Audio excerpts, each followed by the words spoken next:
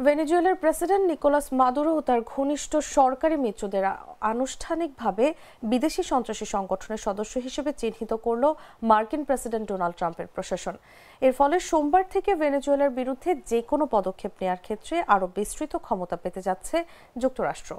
Cartel দে loss সোলোস নামের যে গোষ্ঠীকে বিদেশি সন্ত্রাসী সংগঠন হিসেবে ঘোষণা করা হয়েছে, বিশেষজ্ঞদের মতে এটি কোনো প্রচলিত সংগঠিত সন্ত্রাসী গোষ্ঠী নয়, বরং ভেনেজুয়েলার সরকারি ও সামরিক খাতের দুর্নীতিগ্রস্ত কর্মকর্তাদের অনানুষ্ঠানিক নেটওয়ার্ককে বোঝাতে ব্যবহৃত একটি টার্ম।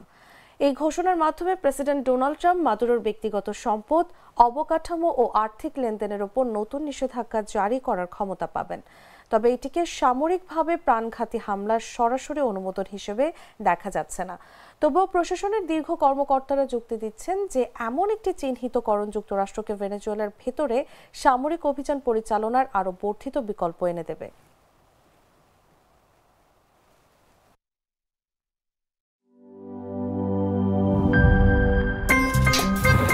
আমার একটা স্মার্ট সিদ্ধান্তে 25% গ্যাসের খরচ কমেছে। ভাবছেন কিভাবে?